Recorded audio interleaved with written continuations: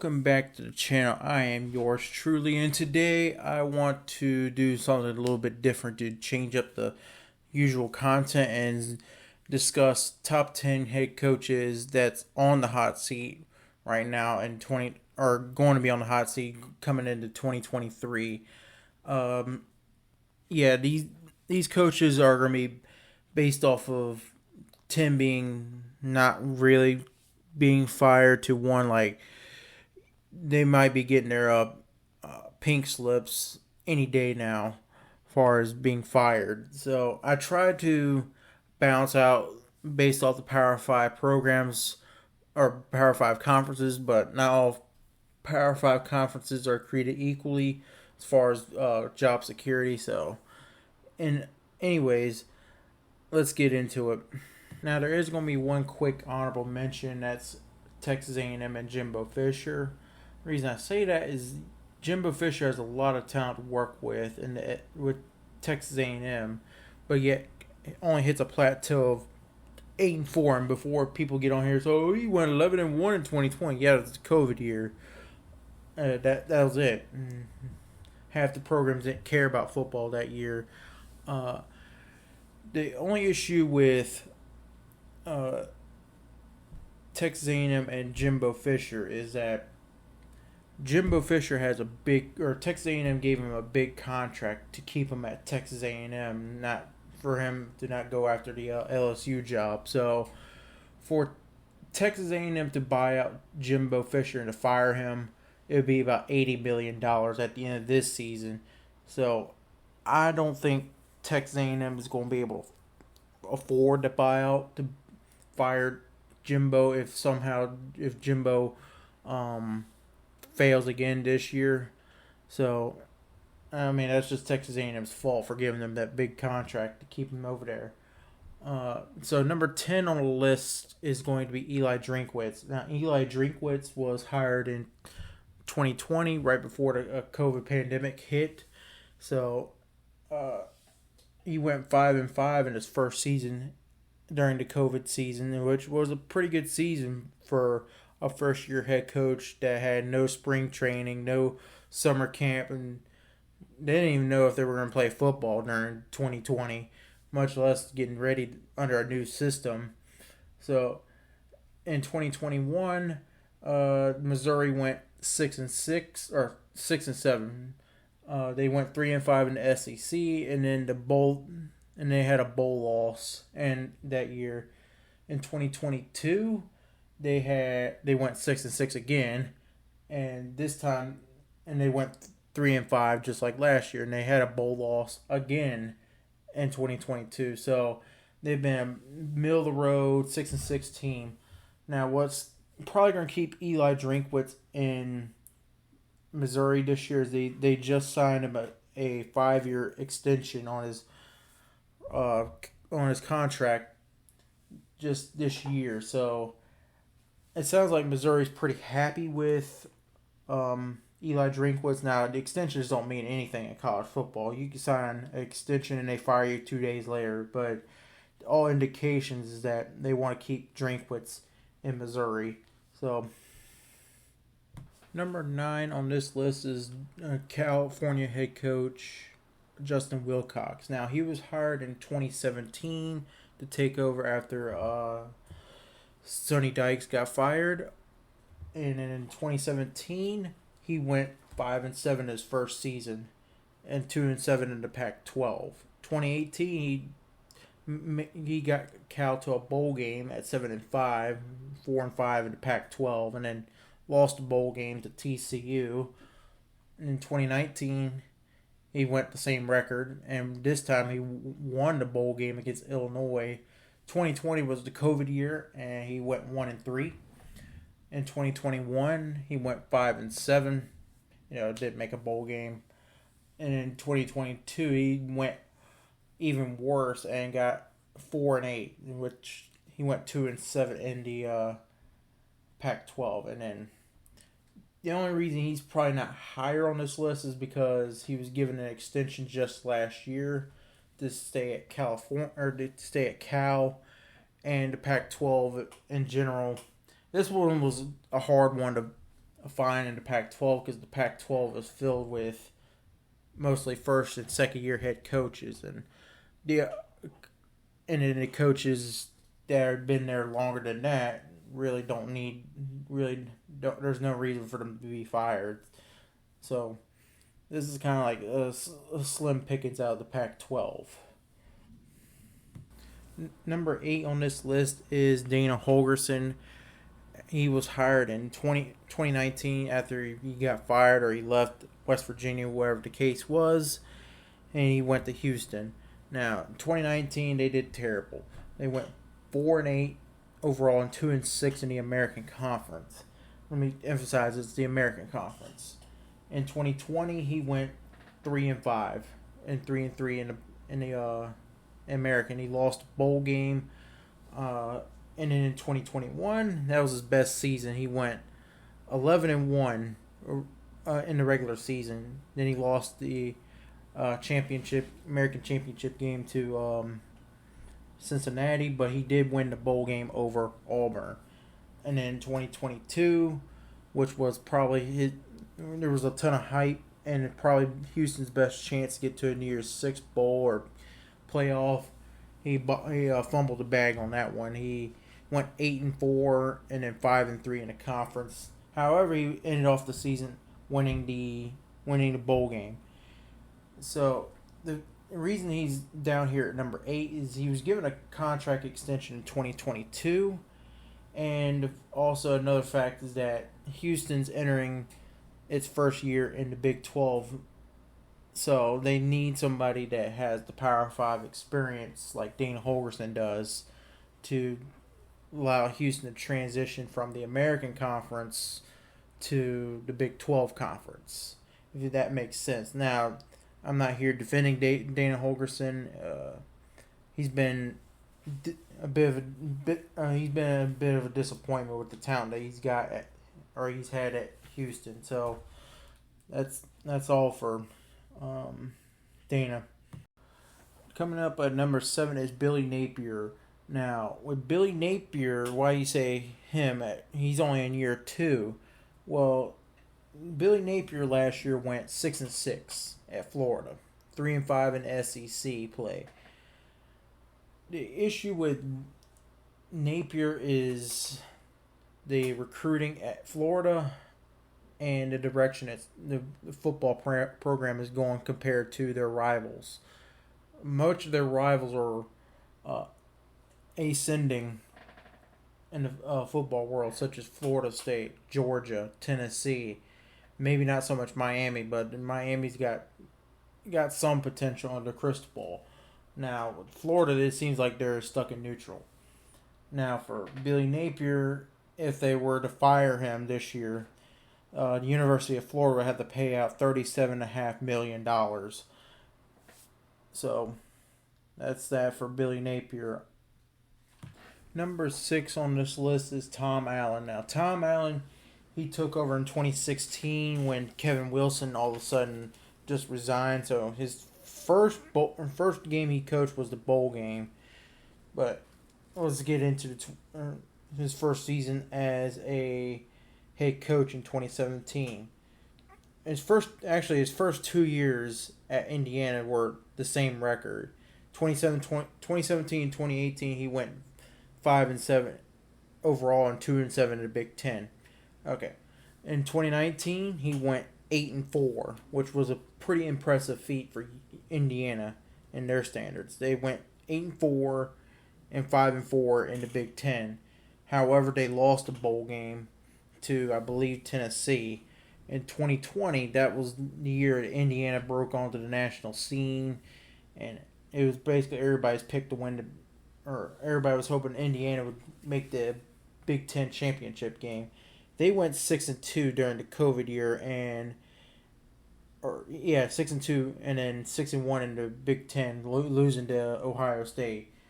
They lost their bowl game, and then in 2021, they went 2-10 on the season, went winless in the Big Ten, which was a very disappointing season for Indiana, even with their standards. In 2022, they went 4-8 on the season and 2-7 in the Big Ten. Now, what keeps them down this low is due to Indiana's expectations. Indiana really isn't expected to win the Big Ten every year, and they know that. And he was also given a contract extension in 2019, so they're not only don't have high expectations at football, they also have a very reasonable contract with Tom Allen. So, however, they do expect success, as he's proven before he can get to a bowl game. So, that's all I got for Tom Allen. Coming in at number 5 is Dino Babers. Now, Dino Babers, he was hired in 2016 to be the head coach. In 2016, he went, or actually his first 2 years to be exact, went the exact same record at 4-8 and then 2-6 in the ACC. Now, what Dino Babers has been most famous for is his 2018 season, where he went 9-3 in the regular season at 6-2 in the ACC, and then with a bowl win, he went to 10 wins for the season at 10-3. Now, in 2019, he went 5-7, at 2-6 in the ACC, and then 2020 was his worst season on record during the COVID season, where he went 1-10. And he actually went 1-9 in ACC, so that is even more tragic. In 2021, he went 5-7, 2-6 in the bowl game, and then 2022 he went 7-5 and 4-4 in the ACC. However, he lost the bowl game to Minnesota. Pretty much his contract runs out this year, so in the case that he doesn't do good this year, they pretty much can let him go for next to nothing. What's so frustrating about Dino Babers is that when you think he's about to be fired, he just pops off a 7-win or 8-win season. To me, he's had too long of a chance to improve. He's been stuck at this 5-7, 6-6 mark most of his career. And I think Syracuse needs to let him go, and for Syracuse to go into a new direction. Coming in at number 4 on the list is Mel Tucker. Mel Tucker was hired in 2020. And in 2020, during his first year under the COVID year, he went 2-5. Well, the Big Ten only played conference opponents. So in 2021, that was his breakout year. He went 10-2 for the season, and 7-2 in the Big Ten behind Kenneth Walker, running through everybody that year. And he won the bowl game against Pittsburgh to make the record at 11-2. Now, last year, it was a bit of a disappointment. It was 5-7, and then 3-6 in the Big Ten. Now, the reason Mel Tucker's so high on the list is because his specialty was defense. And Michigan State, especially on the pass defense, has been atrocious. And they can't have that, especially at Michigan State. Michigan State expects to win at least 8-9 games a season, and Mel Tucker isn't delivering that if he doesn't have Kenneth Walker on as running back. Now, the issue with Michigan State is that they gave Mel Tucker a Jimbo-sized contract, so if they wanted to basically fire him, they would have to buy out his contract, which is at $76 million. I'm not sure if Michigan State would be able to afford that buyout, despite them being in the Big Ten and getting a bazillion dollars from the TV contracts. I'm not sure if Michigan State would be able to afford to fire Mel Tucker, even if he has another bad season this year, but he should be fired if he has another bad season, because not making a bowl game at Michigan State is not good. Not making a bowl game at any place is not good, but Michigan State's kind of bad. Now we enter the top 3. Starting at number 3 is Jeff Hafley. Jeff Hafley was hired in 2020, just like most of these coaches on this list, during the COVID year.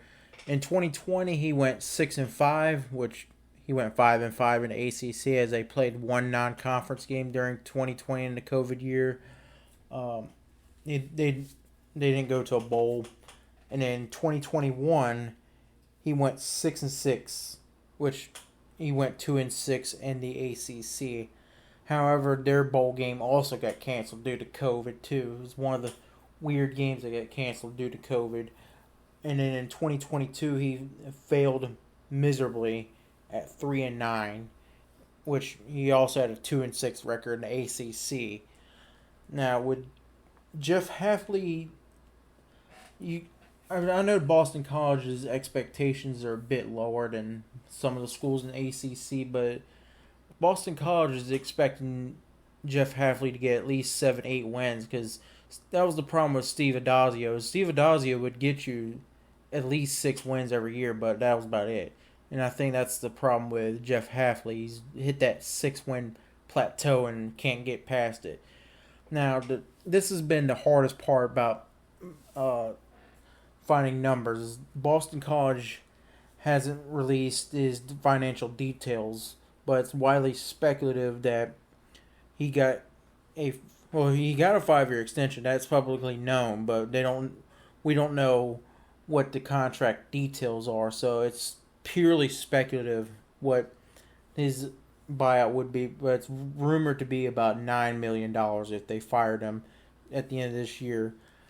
Like the disclaimer says, it's at the beginning of the video, it says that the numbers are purely speculative because some of these institutions, they don't have to release financial details about their coaches, and a lot of these buyouts can be negotiated down, especially if the coach gets another head coaching job somewhere else, or elsewhere. So that's all I got for Jeff Hafley. Coming in at number 2 on the list is Neil Brown. Neil Brown was hired in 2019 to replace Dana Holgorsen, and in 2019 he went 5-7, which was 3-6 in the Big 12. In 2020 he went 5-4 and during the COVID year, and 4-4 in the Big 12, and won his bowl game over Army. And then in 2021 he went 6-6, 4-5 in the Big 12, and he lost a bowl game to, I think, Minnesota. Don't quote me on that, but I think it was Minnesota on that one. In 2022 he went 5-7 and 3-6 in the Big 12.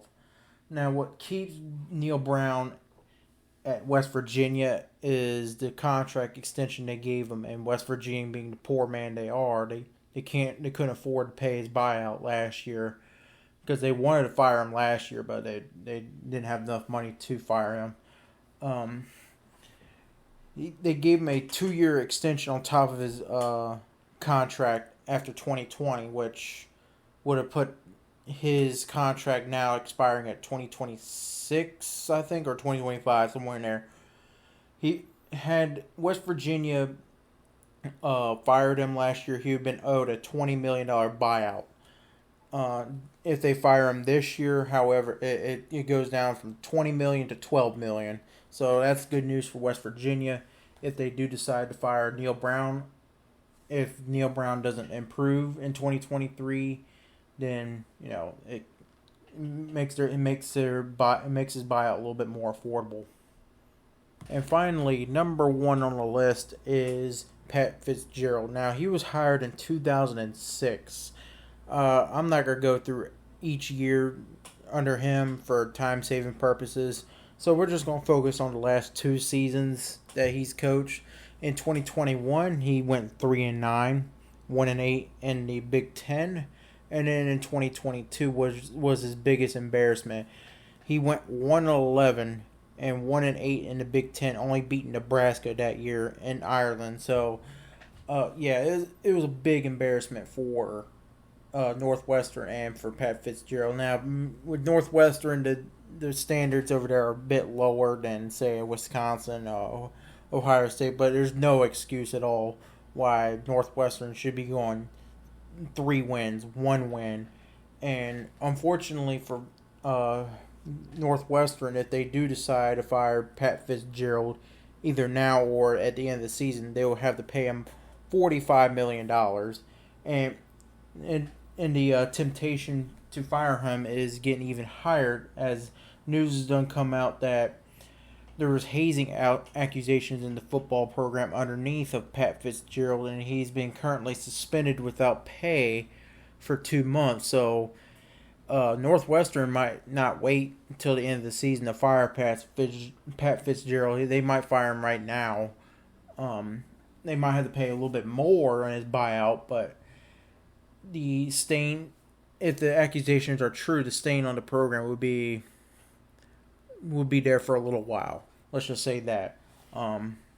Yeah, that's all I got for Pat Fitzgerald. So that wraps up the top 10 coaches on the hot seat list. So to give a quick recap, like I said, the buyout numbers are, some of them are speculative and some of them are pretty accurate. The unfortunate part is that some of these universities are private universities and therefore they don't have to release financial details on their coaches. So the numbers are speculative, and plus the buyout numbers can be negotiated if that coach that is being fired goes and get another job somewhere else, and then the school doesn't have to pay out as much money. So, and another disclaimer with this is I'm not saying that all the coaches on this list in this video are going to get fired, but some of them may, some of them may not. It just depends on how the university feels and how well they do in 2023. So, and even if they do, especially some of the coaches lower down on the list, even if they have a bad season, that doesn't necessarily mean they may get fired. It just makes their seat even warmer for 2024. So, anyways, if you like the content, go ahead and hit the like, the subscribe button. It means a lot to me. I know I'm not the biggest creator out here, and nor am I trying to be, but I'm trying to give the best content I can to my subscribers and to the people that watch my content. So, as always, thank you for watching, and until next time, I'm rolling out.